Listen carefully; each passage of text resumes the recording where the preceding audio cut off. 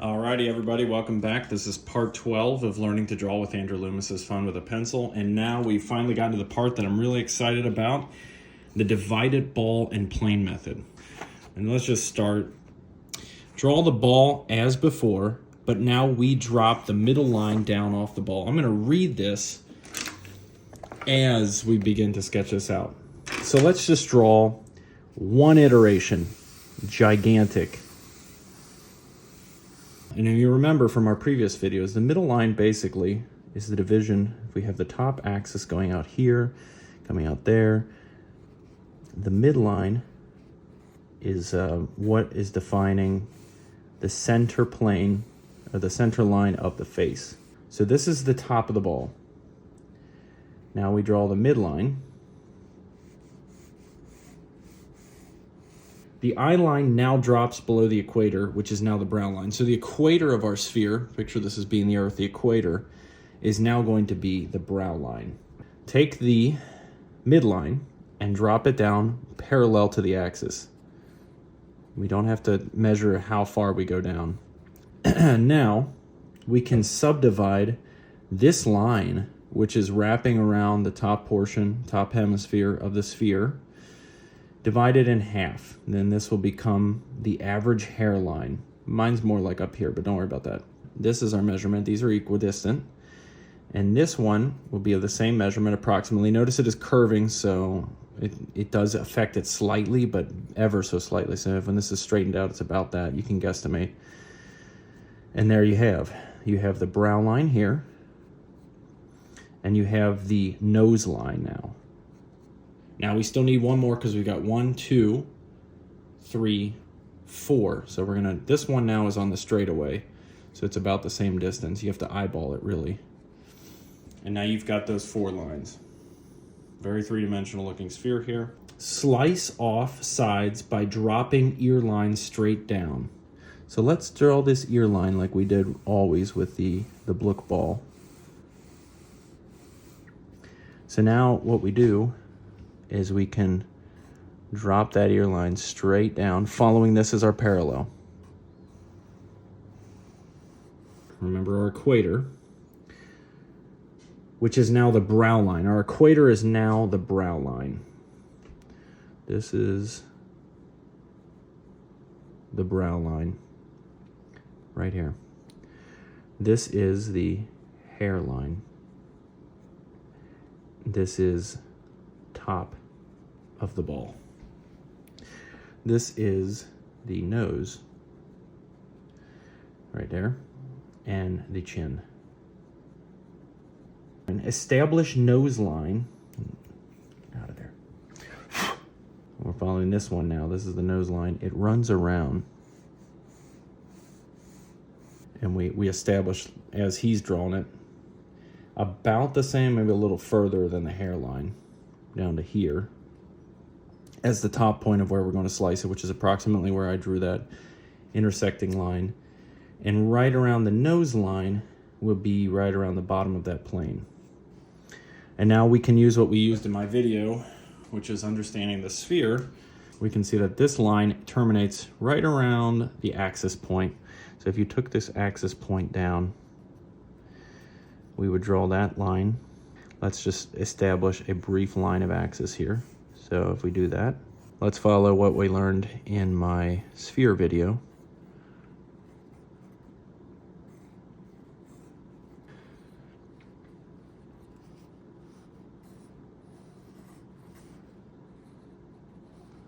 Using those midpoints.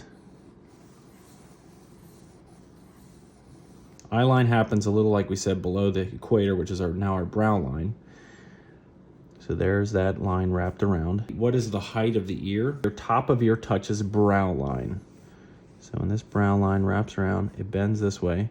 This is the brow line. The plane stops just short of the ear, which means the ear goes a little bit further. Trust the process here. You can use this as a reference. The original sphere line here, and then the back of the skull line here. And that goes like this. So we have that jaw line here. parallel, of course. So if this line goes over here and stops here, and that line goes over here and stops here, we have this line here, and it goes one measurement between those two further down to here. You have the eye line here. Now that eye line goes pretty much over to the curve here. It's still the sphere, but then it changes when it's this point because this is sliced and flattened. So it curves back in that way. Let's just follow his contour here. Basically between the eye line and the nose line, it has like this bend that happens. So it basically goes straight down, but between the nose line and the eye line, it bends at this point right here. We have to keep in mind this distance. This line, this point, and this point are equidistant, which is right about where the eye is. So, but we can use it in terms of just guesstimating and using our eye. Very important. Now, it's simple from here, from this point, because these two lines are determined by points we already have established. The intersection of the eye line and the ellipse that we've created when we slice the plane, and that line is straight from here to here, okay? Then this line is pretty much from the jaw line around, and it's a slight curve. So there we have it. We pretty much established the shape of the head. You can see that as a skull. So, very nice. Okay. Now we can start to add in some of the details over this by going over this. So, right between here, there's a semi-sphere, which is this indication of this brow. And then right at the hairline, of course, he's starting to draw the hairline around the character, but we have it already established, of course. And then right between those two, you can use this line as a reference, which is the brow. And the brow stops right here. And then that goes down, and we're following these lines. Adding in a little more detail to the ear. The ear is always a resting point because it's a little less complex. Why? Because we're working inside this shape, this overall shape. Just following the proportions we've seen so far in here. Remember that the midline, or the equator of the sphere, which is still underneath, is right here, and that becomes the brow line. So we're adding in the eyebrow. And then we're adding these little indicators of the top of the nose, which basically point down to the center of the eye, like so. Now the nose follows this contour right here all the way down and meets right at the nose line, which we've established right here. So we're getting the edge of the nose here, and then that line goes up like that. Like so. So we're starting to get the nose in there. Next, we'll put the mouth in there. So right at the edge of the sphere, just a little bit lower, becomes the edge of the mouth. And the mouth, approximately halfway between the nose and the chin, right here. So right below here, we have the top lip. And then we have the bottom lip. And the chin pops out just a little bit like so. Now we're gonna go ink over to get a little more detail here of what's going on. Let's take our time. We're gonna draw the eyebrows. You can sketch in if you have the right size pen. This is a 0.5 roller, decide to use. As you can see here, the nose and the brow are almost lined up. Depends on the kind of character. So if it helps to draw a rough indicator line first and then chisel that angle, you can get that nose in there. You don't always have to draw every line. For instance, he's got this gap here, which is just kind of, he's drawing what you need. So we're drawing the nose in there, getting that angle of the nostril, working within this shape. Now straight down from the middle of the nose right here comes these classic lines that appear on the face.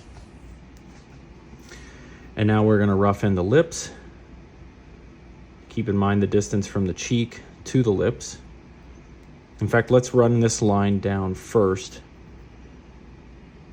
so that we know what we're working with here, how much space we have to work within. Because if we're measuring it as a bubble, the outside shape, and how much space we have to work with that's going to be helpful here. That line is very smooth right there, and it comes down here like that, and has this line here like that. Now we can work with this line and the distance of how far we should go over with the lip. And then that line, keep in mind the depth, or how flat this line looks, and where these features sit within the overall construction we've created. We have the bottom lip that comes down like this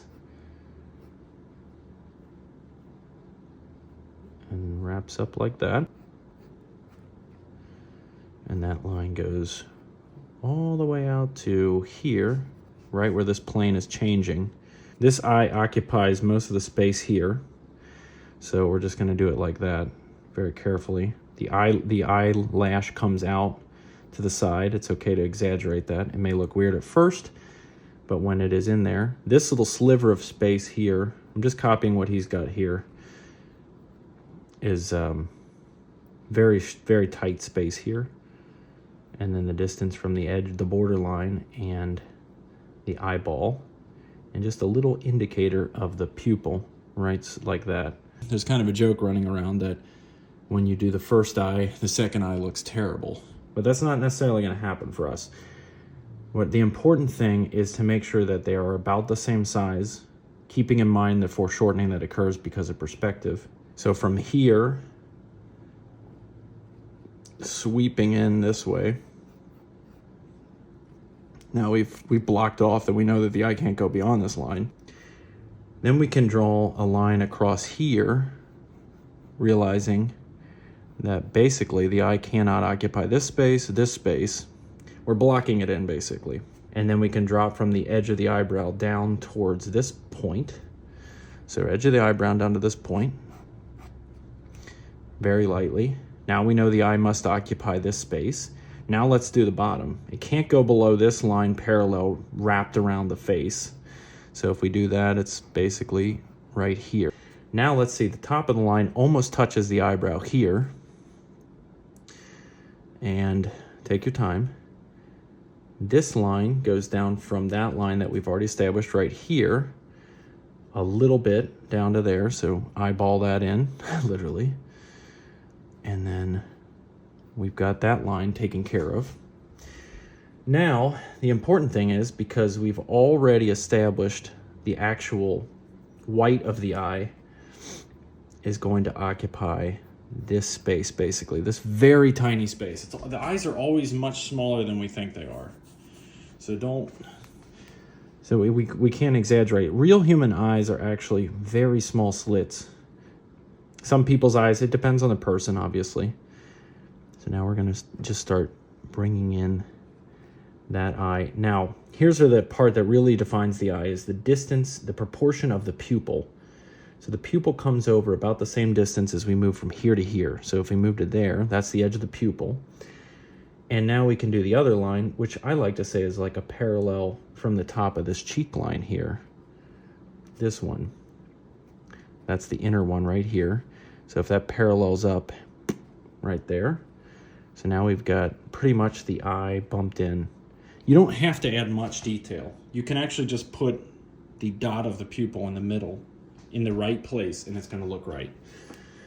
So now we go to that little line right there, which moves over a little less than this distance. So a little less would be right here, and then just get the shape of it correct. And you pretty much have it. Look at overall, you don't really need to add anything else because this is just a sketch. Now let's rough in the outline of the brow. That was the hard part, in the eyes. That's that line. And this one goes up again and stops midway and goes back again.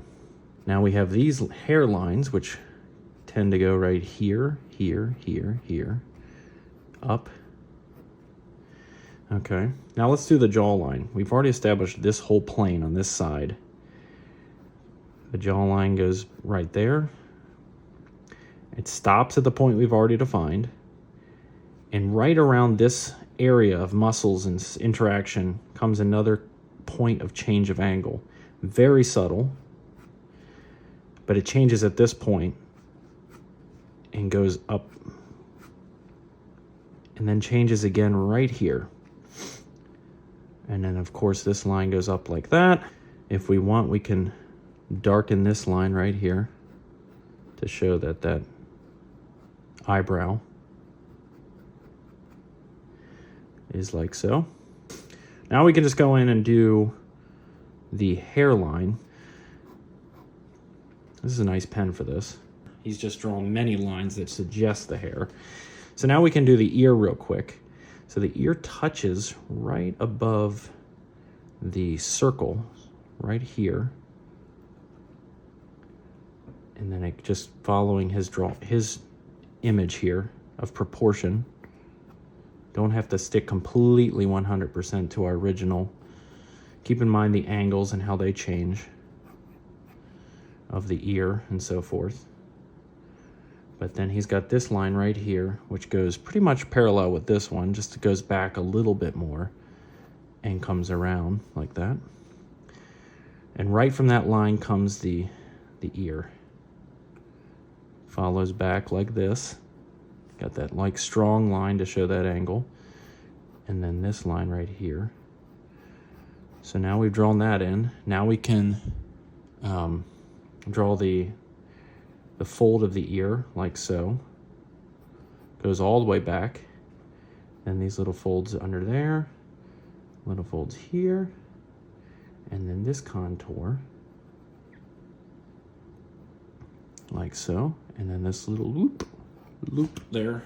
The different forms of the hair, clumps of hair.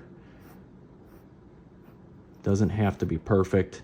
In fact, we could have stopped right there. We could have just said, you know what, I'm not going to draw. Remember that the hair is a volume that goes beyond the shape of the skull, but not by as much as you might think. It doesn't have to be crazy out here, but it does have its it does have extra volume than the skull because it goes beyond that limit. And so we've got the hair roughed in here. Dude's got more hair than I do, for sure. All right, and then we got those lines. Just following his sketch, having fun with it. Doesn't have to be perfect. The hair gets blown by the wind a little bit, and it's already different than what he's drawn. But I've really enjoyed doing this little exercise of drawing the Andrew Loomis divided ball and plane method. And this is our gateway to much more realism. Obviously, a lot more work involved, but if you follow what he's drawn, you're not going to have any problems at all. So thank you again for watching. Do hit that subscribe button if you haven't already, and stay tuned as this video series continues. God bless you.